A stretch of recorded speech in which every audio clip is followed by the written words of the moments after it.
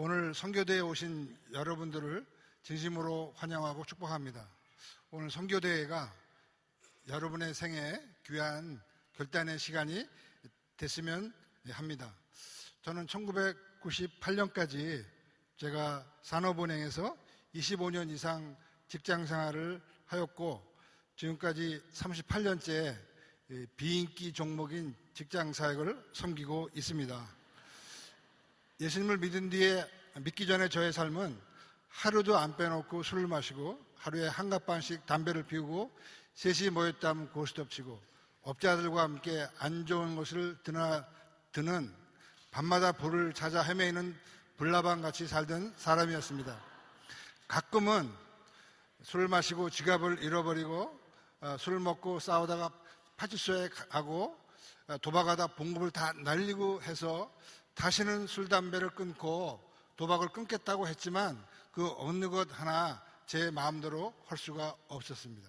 그러던 어느 날 삶의 현장인 직장에서 직장 저희 입행 동기가 교회 한 번만 가자는 권면이 제가 교회에 나가는 계기가 되었고 1년 후에 직장에서 직장 동료로부터 복음을 듣고 그 복음의 내용이 아까 간증한 것 같이 예수 그리스도가 하나님의 아들이신데 저의 죄 때문에 십자가에서 돌아가셨기 때문에 이제 누구든지 예수님을 믿으면 영생의 구원을 얻는다는 복음이 저에게 큰 충격이 되었고 그리고 그날 주님을 영접해서 거듭나게 되었고 뚜껑이 열리게 되었습니다. 그 후에 마태복음 6장 33절 너는 먼저 그의 나라와 그의 의를 구하라. 그리하면 이 모든 것을 너희에게 더하시리라는 하나님의 약속의 말씀을 붙잡고 모든 것을 다 내려놓고 영적인 것들을 사모하게 되었습니다. 또 지금까지 하나님의 은혜로 7,500명 이상을 전도하는 은혜를 받게 되었습니다. 오늘 여러분들과 함께 삶의 현장에서 전도하고 제자 사모라는 제목으로 말씀을 나누고자 합니다. 오늘 말씀은 우리가 너무 잘 아는 The Great Commission, 주님의 유언과 같은 지상 명령입니다. 여기서 지상 명령할 때 지자는 땅지가 아니라 가장 높은 위에 최고의 명령이라는 뜻입니다. 사복음서에 보면 500개 이상의 명령이 나옵니다. 무엇을 해라. 그 중에 최고의 명령이 바로 지상 명령입니다. 지금까지 이 말씀에 순종해서 7,100만 명 이상의 사람들이 순교했습니다. 지금도 매년마다 12만 명 이상씩 순교하고 있습니다. 우리나라가 이만큼 축복을 받게 된 것은 바로 미국을 비롯한 석유 선교사들이 지상명령에 순종해서 굉장한 대가를 지불했기 때문에 저와 여러분이 오늘날 이런 엄청난 축복 가운데 살게 된 것입니다. 그렇다면 이 지상명령은 누구에게 준 말씀입니까? 많은 사람들이 이 지상명령은 특별한 사람들에게만 준 것이라고 생각하는데 그렇지가 않습니다. 지상명령은 모든 그리스도인들에게 주어진 특권이요 명령입니다. 저와 여러분 모두에게 주어진 특권이고 명령입니다. 사도행전을 보면 유대와 사마리아에서 복음을 전한 사람들은 12사도가 아니라 집사였습니다. 바로 빌립 집사였습니다. 이디오피아 내시에게 복음 전한 사람도 빌립 집사였습니다.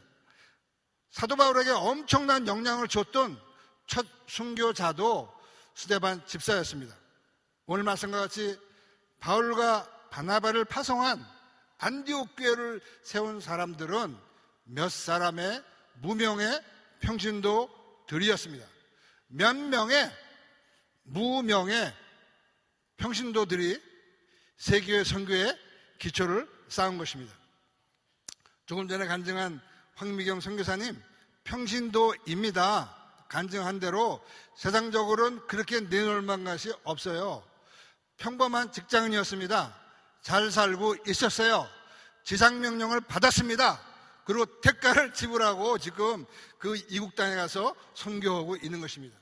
사랑의 마음으로 성경을 배부하고 그리스도의 사랑을 그 상처가 많은 사람들에게 사랑을 전달하고 생명의 복음을 전하고 제자 삼고 있습니다. 이것을 가능케 하는 것은 복음과 성령님의 능력입니다.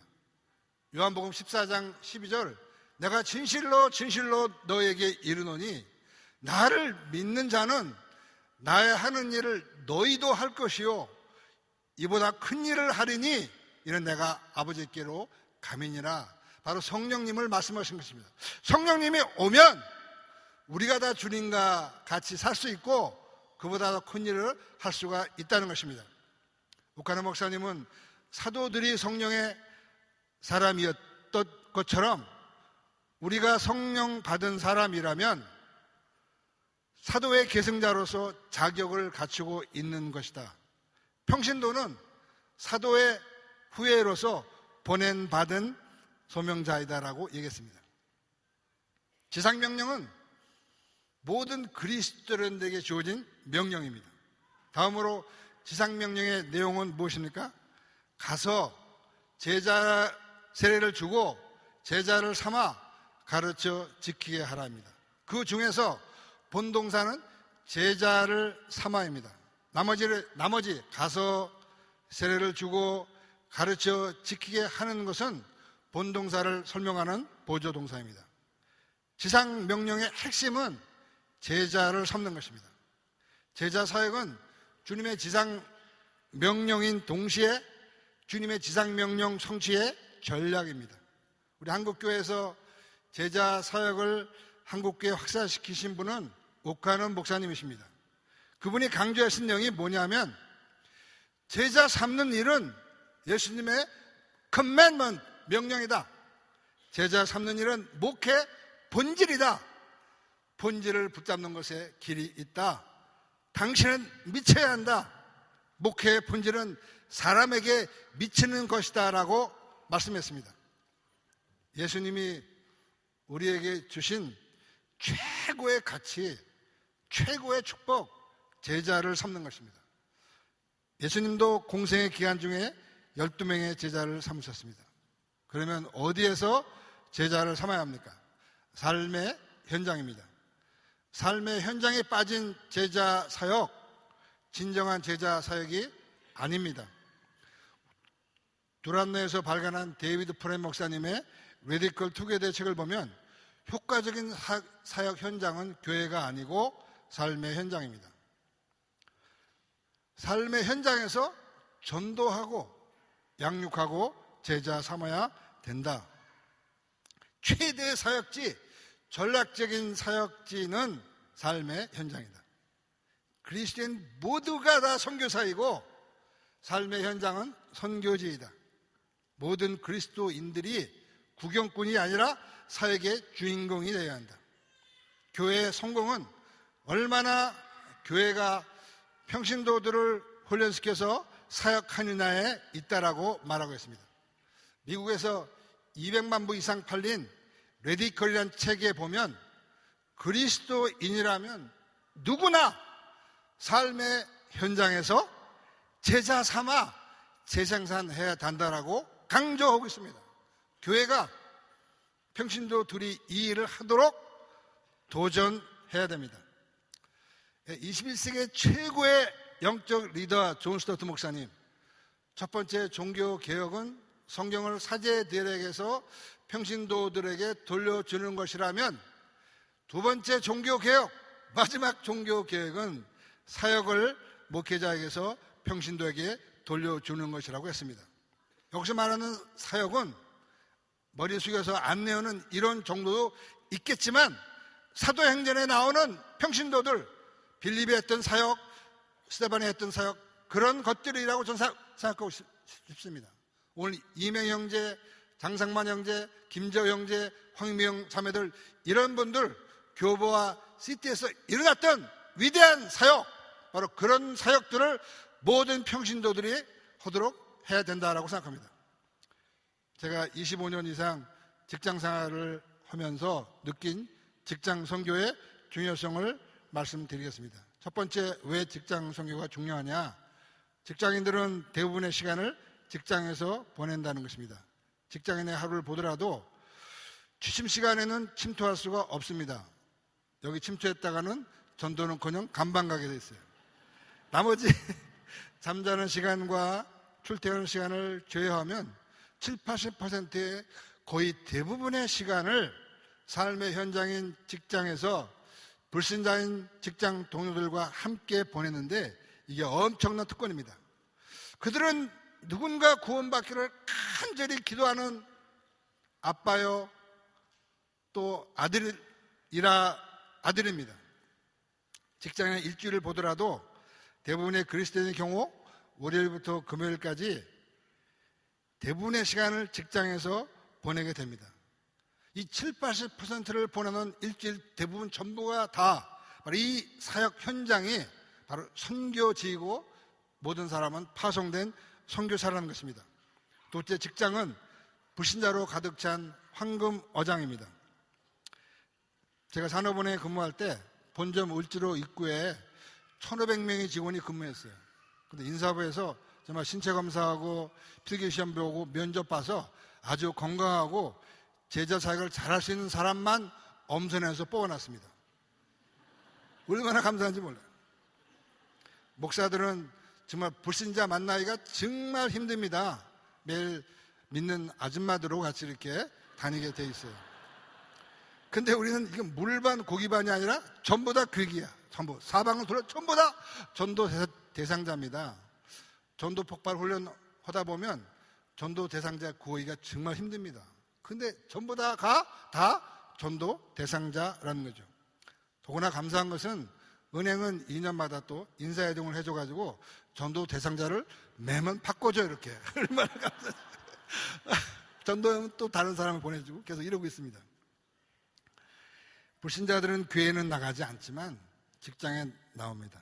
내가 아무리 나하고 관계가 안 좋아도 딱 정해진 시간에 내 옆에 와서 앉아있게 돼 있어요. 복음을 안 들을 수가 없습니다. 그들은 누군가 기도하는 사람이고 예수님은 그들을 위해서도 돌아가셨습니다. 또 거기다가 엄청난 봉급 사역비를 줍니다. 은행 제가 얼마라고 얘기 안 해요. 깜짝 놀랍니다. 하여튼 뭐 은행 다니는 사람들은 왜 얘기해야 돼? 엄청나게 받습니다. 하여튼 뭐 거기다가 또 그 해외연수 시켜주지, 리더십 교육, 어학연수, 별거 다 해줘. 노후 대책까지 대지금에다가 어마어마한 겁니다. 또 업무상 전 세계에 있는 사람들을 만날 수 있는 특권이 있습니다. 이제는 선교사 비자로 해외 나갈 수가 없어요. 전문인 선교사로 직장인으로 나가야 됩니다. 중소기업이라도 관계 속에서 기도로 주변 전략 직장에서 얼마든지 제자 삼을 수 있습니다. 세 번째, 효율적인 제자 사역이 가능합니다. 현장에 있는 제대로 된 제자 사역을 할 수가 있습니다. 삶의 현장에서 매일 볼 수가 있어요. 서울이 얼마나 큽니까? 한번 만나서 밥 먹기가 쉽지가 않습니다. 이거 날마다 뭐 같이 밥을 먹을 수가 있다는 특권이 있어요. 삶의 본을 보이면서 제자 사역을 할 수가 있습니다. 어떻게 술을 마시지 않는가? 뇌물을 거절하는가? 여자인 술집에 어떻게 안 가는가? 이런 것들을 본을 보이면서 가르칠 수가 있고 감시까지 할 수 있어요. 가나 안 가나. 목사들은 죽었다 깨나도 그 사람이 뭐하는지 알 수가 없어. 가면 쓴 모습만 가면을 보고 있는 거예요. 그 사람의 실상을 알면 그냥 뒤집어지는 거죠. 모르고 가면 쓰고 보는 것입니다. 세상 사람들은 아내와 가정이 있는데도 불구하고 집에 일찍 안 들어가고 어두운 데서 별짓 다 합니다. 우리는 우리 제자들이 그렇게 사나 안 사나를 감시할 수 있다는 것이 이게 제자 사역의 특권이에요. 넷째로 직장 선교로 세상 문화를 기독 문화로 바꿀 수가 있습니다. 저는 제가 할 수 있는 대로 할 수 있는 것부터 정하고 지켰습니다. 술 안 마시기, 잡기 하지 않기, 음란한 집 가지 않기, 고사 지낼 때 절하지 않기, 뇌물을 거절하기, 청탁 안 하기 등을 대가를 지불하고 지켰습니다. 비그리스도인들은 정말로 너희들만큼은 대가를 지불하고 빛과 소금으로 살아가길 정말 원합니다. 그걸 보기를 원해요. 우리들은 어두운 가운데서 별짓 다 하지만 너희들만큼은 빛과 성부로 살기를 원한다는 거죠. 그러나 이게 쉽지가 않습니다. 술 하나 마시는 것도 쉽지가 않다는 거죠. 사장이, 은행장이, 장관이, 장성이 술을 들 때 거절하기가 쉽지가 않습니다. 승진을 앞두고 있는데 구조 조정이 진행 중인 상황에서 최고 CEO가 술잔을 줄 때 거절하기가 쉽지가 않다는 것입니다. 우리 모임에 많은 사례가 있어요.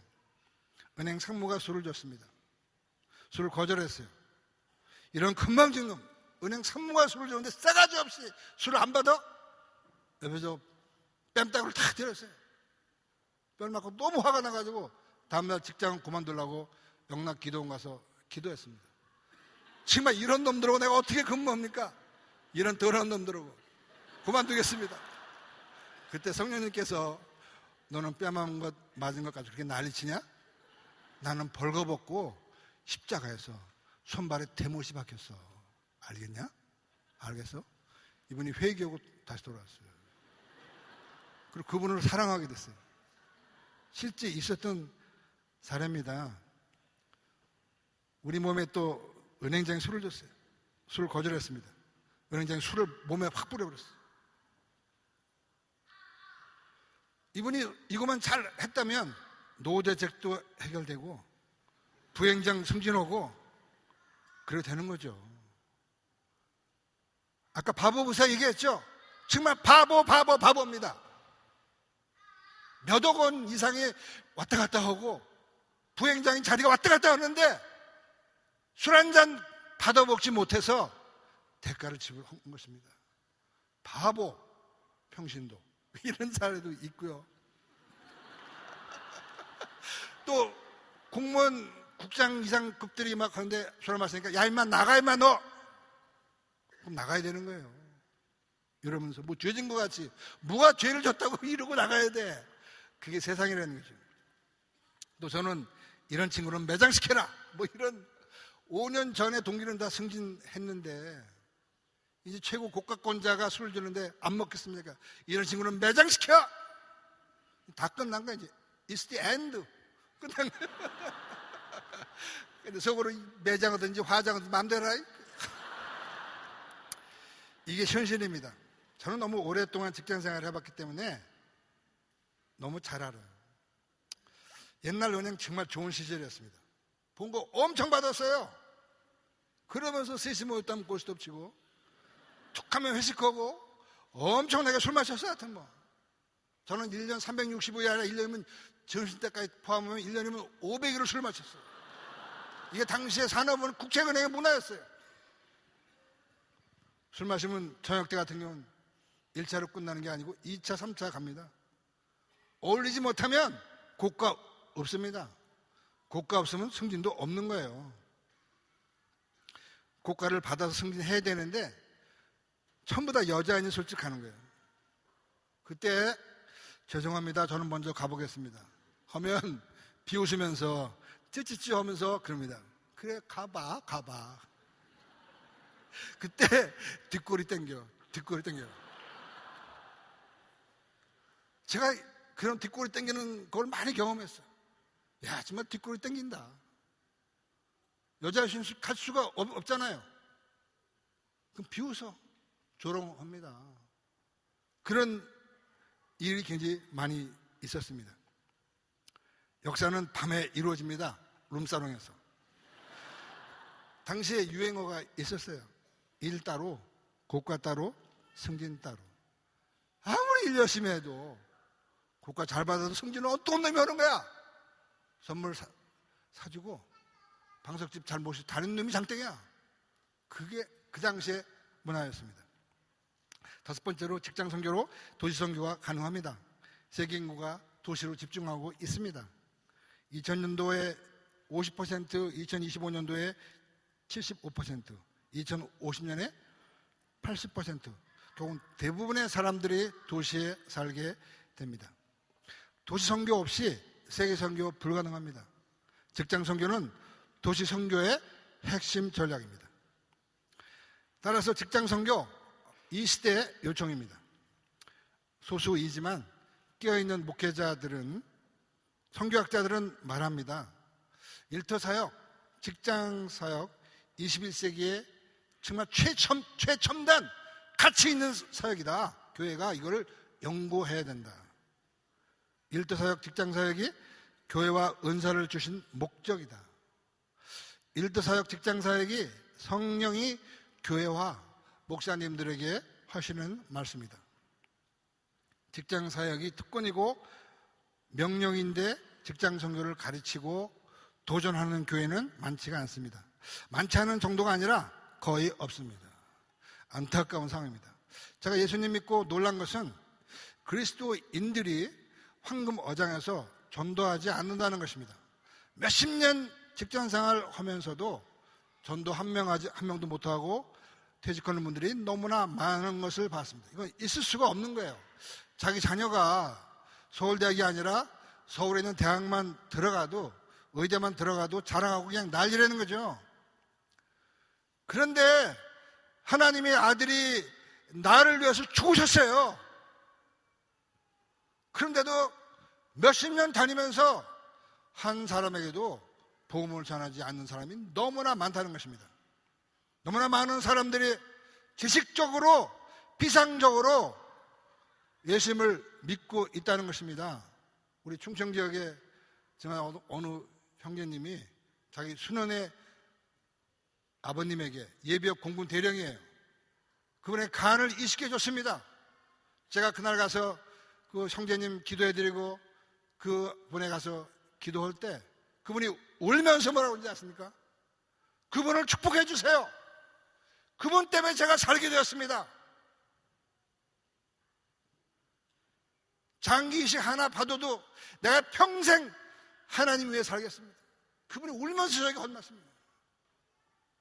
장기를 기증받았거나 생명을 살게 된 거예요. 평생 잊을 수가 있겠습니까?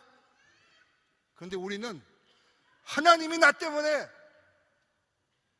그렇게 돌아가셨는데 그분을 어떻게 20, 30년 동안 한 명도 전도 안 하냐는 거죠. 이 신앙이 이게 지식적인 신앙 아닙니까? 깨닫지 못한 신앙이라는 것입니다. 또 일부는 신후에 나와도 전도 제삼지 않는데 아무렇게도 생각하지 않아. 지상명령은 나와 아무 상관이 없어. 또 성도로서 많은 분들이 구별된 삶을 살지 않는다는 것입니다. 에베소 5장 3절을 보면 음행과 온갖 더러운 것과 탐욕은 너희 중에서 그 이름이라도 부르지 말라. 이런 성도의 마땅한 반이라 했는데 잘 사는 분도 계시지만 음담패설의 대가들이 교회 재직들이 많다는 것입니다. 제가 본 거예요. 그런데 부끄러운 줄을 몰라요. 그게 인기 있는, 입담에 있는 사람으로 착각하고 살아가는 걸 너무나 많이 봤어요. 폭탄주를 돌리는 재직도 많습니다.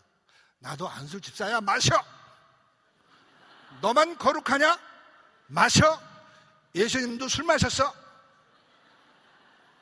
또 신앙의 정체성을 드러나지 않습니다. 하나님의 영광 가릴까봐 식사 기도를 하지 않습니다. 또 어떤 사람은 대충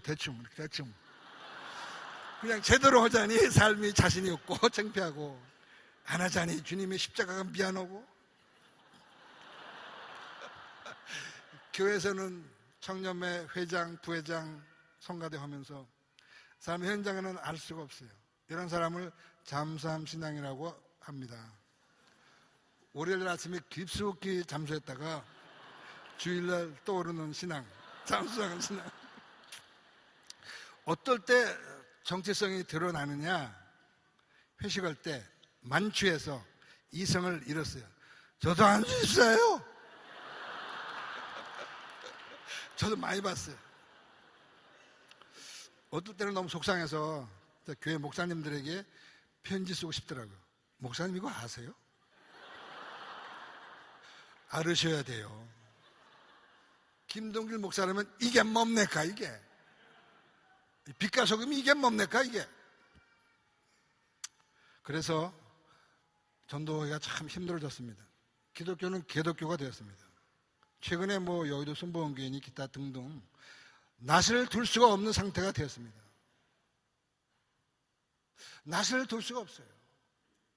목사와 교회가 우습게 여김을 받고 있습니다. 전도 오다 보면 왜 이렇게 교인한테 돈 뛴 사람이 많은지, 왜 이렇게 싸우는 교회가 많은지, 왜 이렇게 상처받은 사람이 많은지 모를 정도로 그런 사람을 만나게 됩니다. 교회 안에서 성경 지키고 폼 잡는 거 누군 못합니까? 중요한 것은 삶의 현장에서 어떻게 살아가느냐입니다. 교회에서 재직 뽑을 때 사회적 위치, 재력, 사회적 영향력도 봐야 되지만 직장에서 어떻게 살아가고 있는가를 봐야 됩니다. 오히려 반대로 이걸 격려해주고 상을 줘야 되는데 직장 사역 한다고 하면 교회에서 봉사해, 왜 밖에서 노냐? 이런 비난을 받습니다. 직장 선교 인정하지 않습니다. 그래서 교회 안수집사나 장로되기가 굉장히 힘들어요. 또 소외당하고 비난당합니다. 직장 선교가 이 시대의 요청이지만 정말 좁은 문입니다. 교회가 교인이 아니라 제자를 만들어야 됩니다. 제자가 뭡니까? 삶의 현장에서 손해보더라도 말씀대로 사는 것입니다. 머리 깎는다고 다 중이 되는 게 아닙니다. 신학교 나온다고 교회 나온다고 제자가 되는 게 아닙니다. 제자는 치료해야 할 값이 있습니다. 제자의 도가 있습니다. 누가복음 9장 23절, 예수님의 수많은 기적을 보고 많은 사람들이 따라왔어요. 그들을 보고 주님이 말씀하셨어요.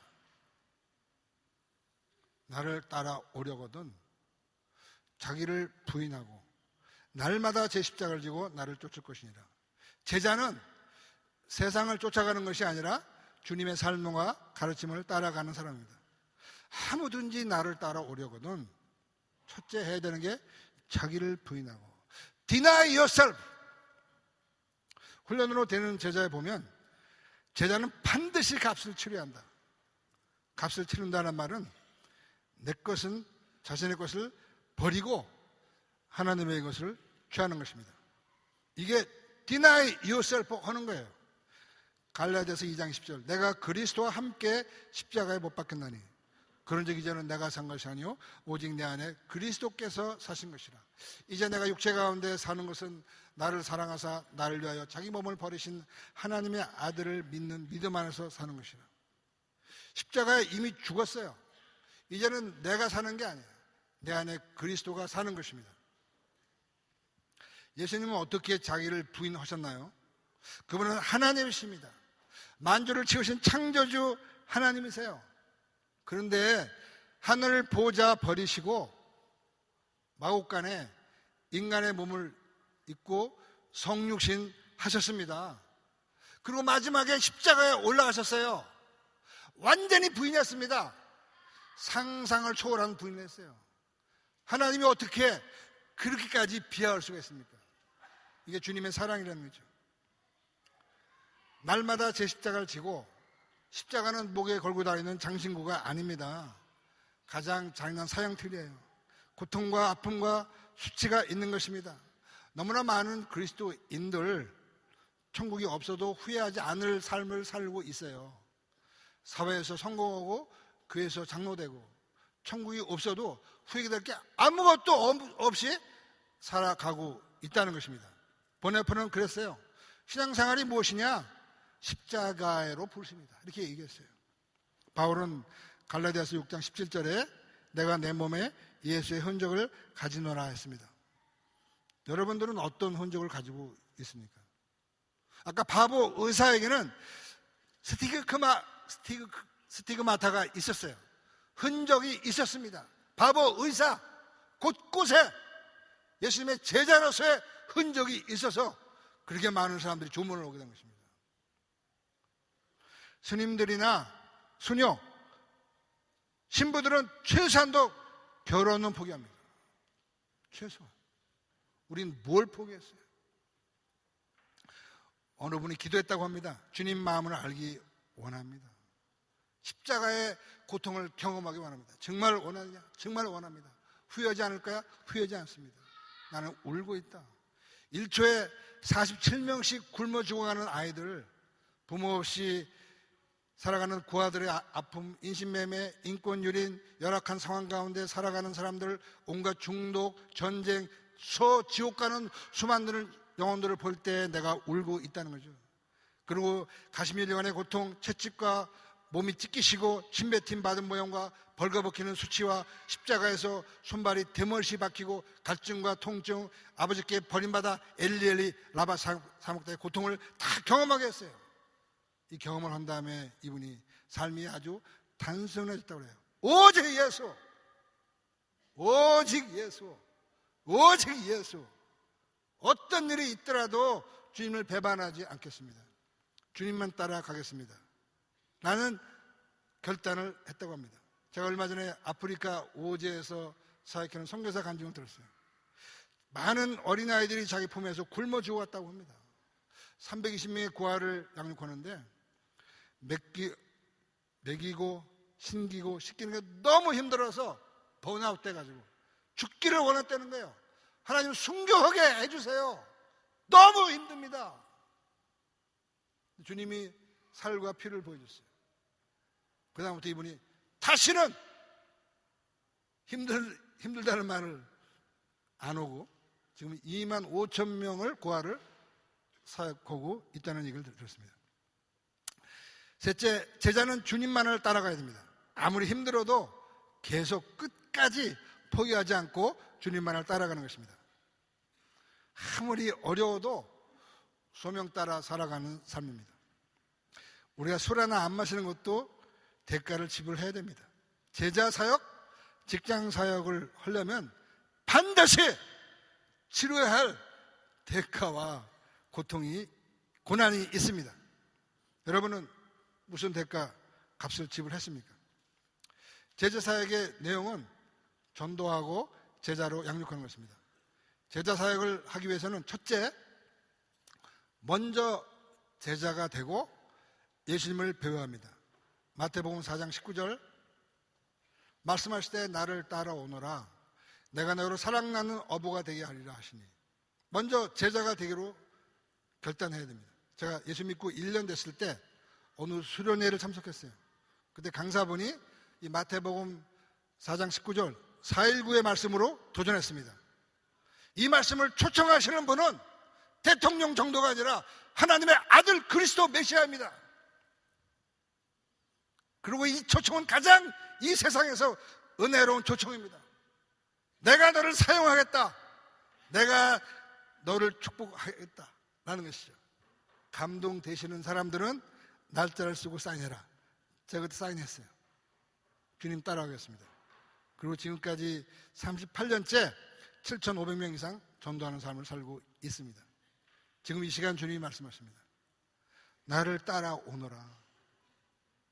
내가 너희로 사람 낚는 어부가 되게 하겠다. Follow me. I will make you fishers of men. 네가 결단하면 있는 모습 그대로 나오면 내가 너를 이명 형제같이 교보 사례같이 시티은행 사례같이 두 분의 또 간증자같이 만들어 주겠다. 단지 따라하면 지금 이 시간 말씀하세요. Follow me. 아직 결단 안 하신 분들은 오늘 결단하세요. 이 시간 아니면 집에 가서 결단하십시오. 하나님이 여러분을 사용하시고 축복하실 것입니다. 또 예수님과 성경을 알기 위해서 직장 출근 전에 초창기 때 매일 아침마다 3시간 이상씩 말씀과 기도에 시간 투자를 했습니다. 성경 암송을 1240개를 암송했고 특별 암송 도전에서 갈라디아서, 에베소, 빌립보서, 골로새서, 데살로니가 전후서, 디모데 전후서, 디도서, 빌레몬서, 야고보서, 베드로 전후서, 요한일서, 산상수훈, 로마서 8장, 고린도전서 13장, 가장 인생의 어려운 때 시편 119편까지 암송했습니다. 하루에 30개씩 암송한 적도 있고 지금 709절을 하루에 50개씩 매일 이렇게 50개씩 이렇게 돌리면서 주야로 말씀을 암송하고 있습니다. 저는 그래서 69절도 암송 안 하시는 분들 보면 이해가 안 가요. 그리고 어떻게 수만 단어를 암기하면서 몇 개의 구씩 하면서 하나님의 말씀을 60개도 암송하지 못하나. 저도 이게 암송해도 저는 힘든데 저분들은 어떻게 저렇게 69절도 암송 안 하고 저렇게 잘 살아갈까. 존경스러운 마음이 듭니다. 그리고 그 비결을 배우고 싶습니다. 제자 사역을 하려면 둘째, 전도해야 됩니다. 불신자를 전도하고 잠자는 자와 충성된 사람을 직모해야 됩니다. 베드로전서 2장 9절, 오직 너희는 택하신 족속이요 왕같은 제사장들이요 거룩한 나라요 그의 소유된 백성이니 이는 너희를 어두운 데서 불러내어 그의 기이한 빛에 들어가게 하신 자의 아름다운 덕을 선전하게 하려 하심이니라. 이 말씀은 베드로가 소아시에 흩어져 있는 평신도들에게 쓴 편지입니다. 여러분들이 평신도들이 왕이고 제사장입니다. 보통 사람이 아닙니다. 특별한 존재, 특별한 신분입니다. 왜? 이는이란 말은 목적을 강조하는 거예요. 전도하라고. 전도는 옵션이 아닙니다. 필수입니다. 전도는 은사가 아니고 특권이고 명령입니다. 전도하지 않는 것이 가장 큰 죄고 더 심하게 말하면 전도 대상자입니다. 전도하지 않는 분들은 점검을 해봐야 된다는 거죠. 최소한 성령 충만하지 않은 사람입니다. 정말 우리가 주님을 믿는다면, 천국과 지옥을 믿는다면 전도해야 됩니다. 신앙생활의 결론은 전도입니다. 예수님의 공생의 초기 말씀도 마태복음 44장 19절, 마지막 말씀도 마태복음 28장 19절 20절 전도 명령입니다. 예수님은 공생의 초기부터 전도했어요. 내가 이를 위하여 왔노라. 마지막 십자가에서도 전도했습니다. 바울의 마지막 서신서 디모데후서도 전도 명령입니다. 디모데후서 1장 8절, 그러므로 내가 우리 주의 증거와 또는 주를 위하여 갇힌 자 된 나를 부끄러워 말고 오직 하나님의 능력을 쫓아 복음과 함께 고난을 받으라. 바울의 마지막 서신서의 1장에 나오는 명령입니다. 복음과 함께 고난 받으라. 그 다음에 2장에 가면 복음을 충성된 사람들에게 부탁하라. 3장에 가면 복음을 변질시키지 말라. 4장 1절 2절에 가면 하나님 앞과 산 자와 죽은 자를 심판하실 그리스도 예수 앞에서 그의 나타나실 것과 그의 나라를 두고 엄히 명하노니 너는 말씀을 전파하라. 때를 얻든지 못 얻든지 항상 힘쓰라. 범사의 오래 참음과 가르침으로 경책하며 경계하며 권하라. 이 말씀은 사도행전에게만 초대교회만 해당되는 말씀입니까? 그렇지 않습니다. 오고 오는 세대, 주님이 올 때까지 유효한 말씀입니다. 저의 전도 간증을 잠깐 말씀드리면 초창기 몇 년 동안에 산업은행에서 수백 명 정도 해서 50명 이상이 영접을 했습니다. 교회 나가지 않는 남자 직원들, 지금까지 7,500명 이상 전도했고 직장 그만둔 다음에 지난 10년 동안 매년 400명씩 전도하고 있습니다. 직장이 없다 보니까 병원, 택시, 또 터미널 전도를 합니다. 금년에 85명을 전도했습니다. 한 달이면 10명 이상의 기사분들이 예수님을 영접합니다. 직장에서 그렇게 세상적이고 술을 좋아하던 분들이 지금 선교사, 목사, 사모, 장로, 평신도 지도자로 바뀌었습니다.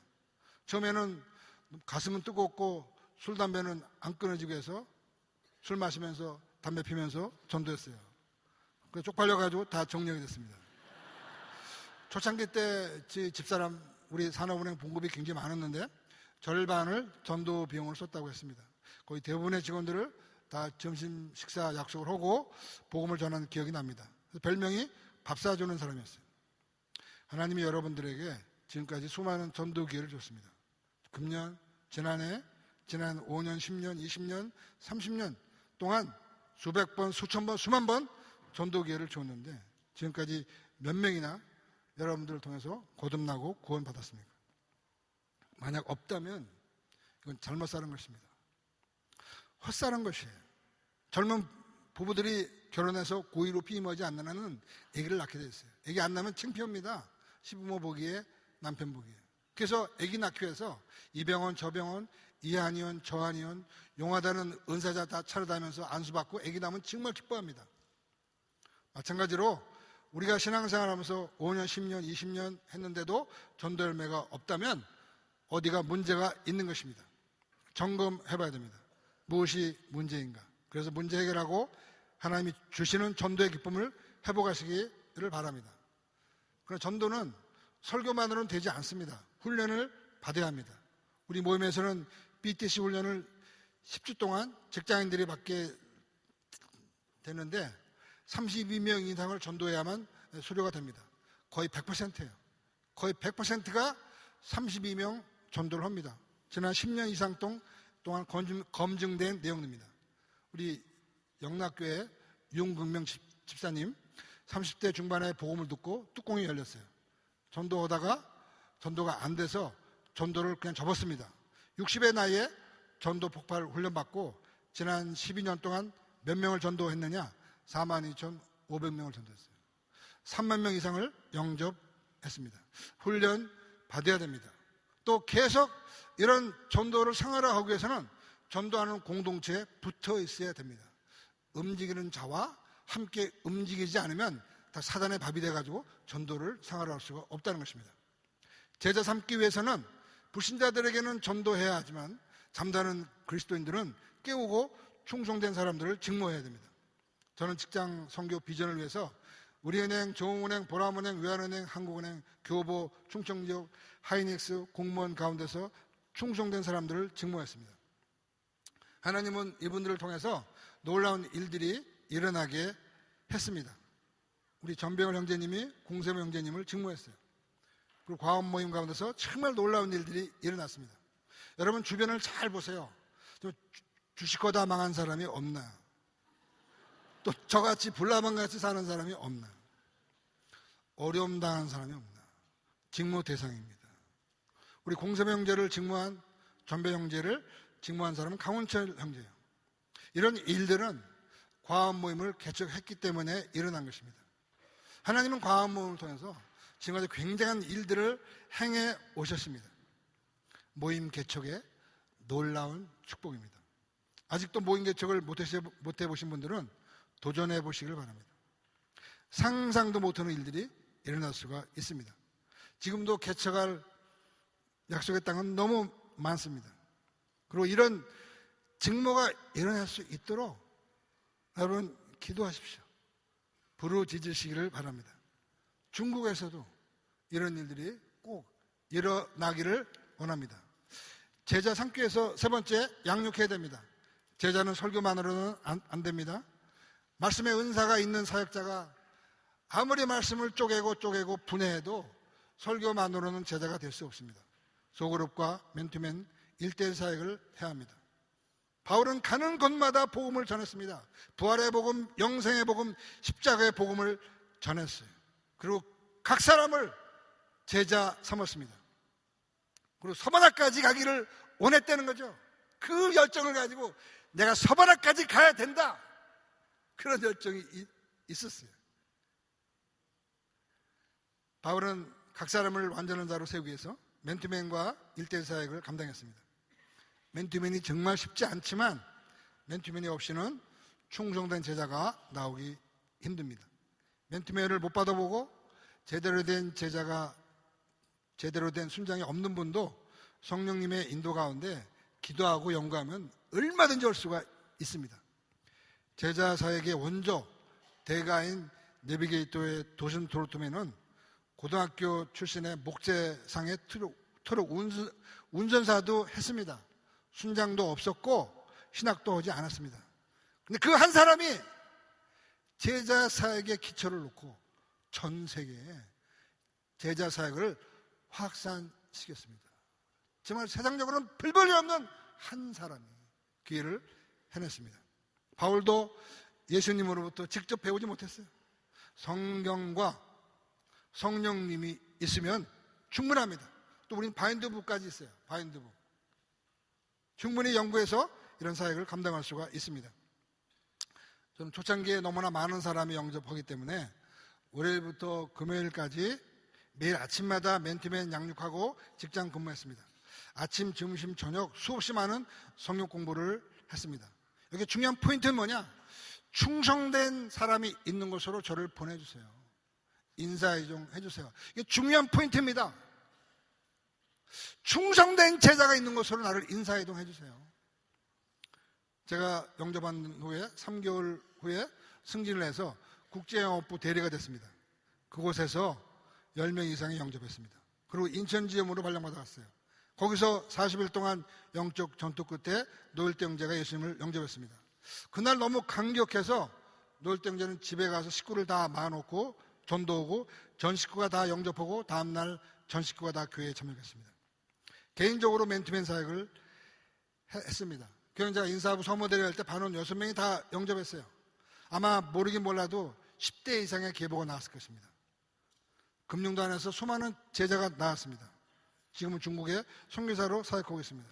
그리고 6개월 뒤에 제가 본점으로 왔어요. 제 반원을 전도했고 영접해서 맨투맨으로 양육했습니다. 영적 4세대 이상의 계보가 나왔습니다. 지금 중국 선교사로 사역하고 있고 그 형제 제자도 중국 선교사입니다. 또 그곳에 다른 형제 전도했고 영접했고 맨투맨 제자 사역을 했습니다. 중국 선교사로 지금 사역하고 있습니다. 같은 부의 동기 전도해서 소그룹과 맨투맨으로 양육해서 많은 사람이 구원받고 가족이 구원받고 외국인 근로자 사역을 통해서 많은 동남아에서 온 분들이 예수 믿게 되고 또 목사들도 나오게 되었습니다. 연변 과기대 교수 때 퇴직한 다음에 매년 40명 이상 전도하고 양육했고 공산당원이 영접하는 등 놀라운 일들이 일어났습니다. 너무 열심히 하다가 추방당해서 캄보디아 선교사 하다가 지금은 몽고의 선교사로 가 있습니다. 지방 출장 갔다가 관심 있는 형제를 만나서 전도했고 예수를 영접해서 맨투맨 양육했습니다. 많은 사람이 그분을 통해서 구원받았고 영적 4세대 이상이 나오게 되었습니다. 그리고 장신대 신대원 다니면서 안산 외국인 근로자 사역의 기초를 낳았고 자카르타에서 그때 7명의 목사를 전도해서 양육시켜서 목사를 만들었습니다. 지금은 온누리교회 파송 인도네시아 박광구 선교사입니다. 초창기 몇 년 동안 삶의 현장인 직장에서 전도하고 제자 삼았던 결과입니다. 얼마나 감사한지 모르겠습니다. 만약에 제가 전도하고 제자 양육하지 않았다면 이런 일은 없었을 것입니다. 여러분들의 제자는 어디에 있습니까? Where is your man? Where is your disciple? 여러분의 제자는 지금 어디에 있습니까? 없으면 왜 없습니까? 이제부터라도 삶의 현장인 직장에서 목숨 걸고 한두 명의 제자를 삼으십시오. 결단하십시오. 그리고 부르짖기를 바랍니다. 이것이 하나님이 주신 최고의 가치요 상금이요 축복입니다. 더 나아가서 영적 4세대 사역을 이루시기를 바랍니다. 우리 회원들에게 매일 권면드리는 말씀, 최소한도 평생 1000명은 전도해라. 영적 4세대 사역, 모임 하나 개척하고 한 해외 도시 이상 기도하고 중보하라고 권면하고 있습니다. 이렇게 살면서 인생에서 가장 중요한 질문, 주여 무엇을 하리이까? 라고 기도하면서 남은 생에 소명과 사명을 구하게 되었습니다. 을지로 입구 본점에 근무할 때 하나님께서 성령께서 을지로 입구 본점들의 건물을 생각나게 하면서 직장 선교에 대한 사명을 주시게 되었습니다. 여러분의 생애 사명은 무엇입니까? 그냥 먹고 사는 것입니까? 아니면 인간답게 사는 것입니까? 간절히 하나님께 구하십시오. 그리고 하나님의 음성을 들으세요. 나의 생애의 사명이 무엇인가? 근데 억지로 비전과 사명을 만들 필요는 없습니다. 그냥 동의되고 감동되는 비전에 동참하면 됩니다. 직장 선교 이 시대 요청입니다. 이 운동에 동참하시면 됩니다. 직장을 다니면서 금융단 장기 선교 계획을 세웠습니다. 그 내용을 보면 표지가 이렇게 돼 있고 을지로 입고 주로 본점들에서 전도하고 제자 삼고 서울의 중요 직장인 밀집 지역마다 전도하고 제자 삼아서 이런 서울을 모델을 전국으로 확산시키고 또 이런 한국적인 모델을 전 세계에 확산시키는 계획입니다. 비전과 사명을 이루기 위해서 수많은 성경 공부와 제자 사역을 감당했습니다. 저녁 때 직장 회식이 많기 때문에 아침 공부를 생각했어요. 그래서 산업은행에서 추운 겨울날도 신당동에서 새벽 5시에 집을 나와서 장신당 공원까지 한 40분 정도 암송하면서 기도하면서 간 다음에 추우니까 운동장을 돌면서 준비기도 하고 그때는 난방이 된 버스가 없었기 때문에 난방이 안 된 버스를 타고 감남역에 가서 문이 잠겨있으면 담 넘어 들어가서 성역 공부하고 직장에 출근했습니다. 지금 그 중에 2사람이 중국 송리사로 가까이 있습니다. 그 다음 외환은행에서 1년 기도했어요. 집에서 새벽 5시 반에 출발하면 성내역에 6시 10분, 풍납동에 도착하면 6시 20분, 6시 반부터 성역 공부하고 을지로 입구에 출근했습니다. 이런 식으로 우리은행, 한국은행, 농협을 돌며 사역하다 1990년 40대 초반 대리 말년 과장 승진 직전에 1월 첫째 화요일 날 40명이 모여서 명동 형님께서 BBB 첫 모임을 시작했습니다. 그 후에 하나님의 은혜로 여러 지역으로 확산되어서 지금 서울 경인 지역에 50개 정도, 지방에 20여 곳에서 생겼습니다. 이제 중국에서도 이 사역이 시작되고 있습니다. 정말 비인기 종목이고 힘든 사역이었지만 하나님의 은혜로 여기까지 왔습니다. 직장 사역을 감당하면서 많은 축복과 은혜도 받았지만 어려움도 많았습니다. 건강의 상실, 승진의 지연, 졸업과 비웃음, 조기 퇴직, 왕따 등 많은 어려움들을 많이 겪어서 여러 번 울었어요. 이미 동기보다 승진이 3년, 5년 늦은 상태에서 술을 안 먹는 이유 때문에 고가를 못 받아 참담해할 때 주님은 말씀으로 위로해 주신 적도 있었습니다. 이사야 48장, 43장 18절 너희는 이전 일을 기억하지 말며 옛적 일을 생각하지 말라. 보라 내가 새 일을 행하리니 이제 나타날 것이라. 너희가 그것을 알지 못하겠느냐?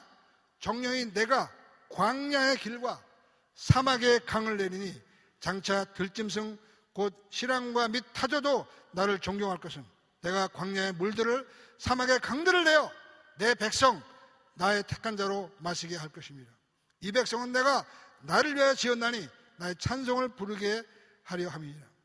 어떻게 하나님 광야의 길이 생기고 사막의 강이 생깁니까? 하나님 하시겠다는 거예요. 더 나가서 마시게 하고 찬송을 부르게 할 것이다. 눈물이 계속 나왔어요. 하나님 마음속에 큰 유안을 주셨습니다. 그때 성령께서 제 안에 일으키신 기도 내용이 뭐냐면 이제는 다시는 곡과 승진 신경 안 쓰겠습니다. 다시는 곡과 신경 쓰지 않겠습니다. 내려놓습니다. 이제 완전히 이제는 나를 사용해 주십시오. 그 이후로 하나님의 은혜로 잘 지냈습니다. 그게 어떻게 됐는지 모르지만 2급으로 승진해서 천안지점으로 가게 되었습니다. 당시 상황은 IMF 직전. 그 당시 수많은 사람들이, 직장인들이 거리로 내몰렸습니다. 많은 가정들이 절망 속에 고통을 당했어요. 그 당시 저는 사역하다 탈진해가지고 판코레이를 3병, 4병 먹지 않으면 일을 할 수가 없었습니다. 노후 준비는 아무것도 안 됐어요. 작년은 고1 대학교 1학년 한창 돈이 많이 들어갈 때였습니다. 앞이 보이지 않는 시기의 제로 상태에서 안식해야겠다고 생각하면서 기도하면 하나님이 사역 그냥 계속해라. 너 지방 모임 해달라고 기도했지 않느냐? 그래서 아무 대책 없이 순종함으로 사역을 감당했습니다. 아무것도 준비가 안 된 상태에서 언제 쫓겨날지는 모르는 상황 속에서 믿음으로 사역을 했습니다. 천안 직장인 모임을 개척했습니다. 전략 심야를 방문하고 시청, 군청 또 전화국 한전에 전화해서 신우회 총무 바꿔주세요. 없다 그러면 아무나 믿는 사람 바꿔주세요. 이렇게 해가지고 모임을 시작했어요. 같은 해 동역자들과 함께 대전, 청주 모임을 개척했습니다. 그 당시 일주일 일정을 보면 월요일 날은 천안 모임에서 메시지하고 성역 공부 인도하고, 화요일 날은 기차를 타고 대전에 가서 메시지하고 인도하고 성역 공부 인도하고, 목요일 날은 시외버스를 타고 청주에 가서 메시지하고 성역 공부 인도하고, 금요일 날은 천안 순장 모임, 토요일 날은 청주 전도훈련, 주일날 교회 나오고, 판코레를 항상 가지고 다니면서 사역했습니다. 직장인은 집에 가서 새벽에 나와서 저녁에 가서 하기도 했습니다. 그래서 직장인 모임이 지방으로 확산되게 되었습니다. 지금 전국 20여 개 지방에서 모임이 진행되고 있습니다. 그때 만약에 개척을 하지 않았더라면, 노후 대책 때문에, 건강 때문에 안 했더라면 지금 대전, 천안, 청주 모임은 없습니다. 이명 형제, 황현 형제, 권선 형제 못 만났어요. 얼마나 감사한지 몰라요. 그때 힘들지만 믿음으로 사역을 했기 때문에 오늘 은혜로운 간증도 듣게 된 것입니다. 그러다가 1998년 12월 정리해고를 당했습니다. 당시 한국 나이 50세. 한편 이 하나님 앞에 서운했어요. 조금 더 다니다 그만두면 안 됩니까? 너무하십니다. 그때 하나님께서 관계전도했던 전도보고서를 보게 하셨습니다. 내 직장생활은 헛되지 않았다. 의미 있었다. 많은 사람이 구원받았고 많은 사역자가 나오지 않았느냐. 너의 남은 인생 내가 인도한다. 걱정하지 마. 그 해에 기적같이 장신대 신대원에 입학하게 되었습니다. 그때 돌이켜 보면서 뭐가 그렇게 무서워서 좀 더 담대하게 전도하지 못했나. 뭐가 그렇게 무서워서 좀 더 담대하게 살지 못했나라고 생각을 했습니다. 신대원 다니면서 탈진된 상태에서 이 젊은 사람들과 히브리어 헬라어 하면서 정말 힘들었어요. 산업은행 고액 봉급 받다가 당시 전도사 봉급이 40만 원, 사역비도 안 됐어요. 자녀의 용돈을 못 주는 신세, 친척들 시선이 곱지 않았습니다. 예수에 미쳐서 정리하고 당하고 몸다 망치고 아이들 한창 돈 많이 들어가는데 꼴 좋다. 정말 명절이 싫었습니다. 너무 창피했어요. 부끄러웠습니다. 신대원 3년 창밖을 보면서 빨리 세워라 가라 하면서 지냈습니다. 지금 돌이켜보면 다 아름다운 추억이고 하나님의 은혜였습니다. 가정에 파탄이 안 난 게 하나님의 은혜였고 자녀들을 지켜주시고 축복하신 것 하나님의 은혜였습니다. 지금까지 아직까지 이렇게 사역해 오신 것 하나님의 은혜였습니다. 모든 것이 하나님의 은혜입니다. 하나님께 감사할 뿐입니다. 이제 간증을 마치고요. 결론적으로 힘들지만 직장 선교 이 시대의 요청입니다. 성령이 교회와 목사들에게 하시는 말씀입니다. 직장 선교 한국 교회가 사는 길입니다. 오늘 처음 오신 여러분들의 기도와 도움이 필요합니다. 처음 나오신 분들 적극적으로 모임에 동참해 주시기를 바랍니다. 직장 사역은 구멍가게식으로는 되지 않습니다. 연합해야 됩니다. 그리고 힘들지만 BBB 동역자 여러분, 다시 한번 힘을 냅시다. 정말 중요한 기로에 서 있습니다. 일어나 빛을 발합시다. 이제 마지막으로 두 말씀을 우리가 보겠습니다. 계시록 2장 4절 5절 그러나 너를 책망할 것이 있나니 너의 처음 사랑을 버렸느니라. 그러므로 어디서 떨어진 것을 생각하고 회개하여 처음 행위를 가지라. 만일 그리하지 아니하고 회개치 아니하면 내가 내게 임하여 내 촛대를 옮기리라. 처음 사랑을 버렸느니라. 주님에 대한 뜨거운 사랑이 있습니까? 정말 우리 마음속에 날 위해 바로 돌아가신 하나님의 아들에 대한 그 뜨거운 사랑이 있냐는 거죠. 저도 회개 많이 해요. 없습니다. 다시 회복시켜 주세요. 하나님이 나 때문에 돌아가셨는데 감격이 없어. 다시 회복시켜 주세요. 호세아 6장 1절 오라 우리가 여호와께로 돌아가자. 여호와께서 찢으셨으나 도로 낫게 할 것이요 우리를 치셨으나 싸매어 주실 것입니다. 주님이 이 시간 말씀하십니다. 나는 너를 위하여 하나님인데 너를 구원하기 위해서 마지막 피 한 방울까지 다 흘렸는데 지금 너는 나를 위해서 무엇을 하고 있느냐. 나는 하나님인데 너를 구원하기 위해서 하늘 보좌 버리고 이 땅에 와서 너를 위해 죽었어. 너는 지금 나를 위해서 무엇을 하고 있느냐. 주님, 제가 첫사랑을 잃어버렸습니다. 구원의 감격을 상실했습니다. 덥지도 않고 차지도 않습니다. 사명을 떠나서 이 세상을 사랑하며 살았습니다. 여러 가지 부끄러운 죄들을 많이 지었습니다. 전도하지 못했습니다.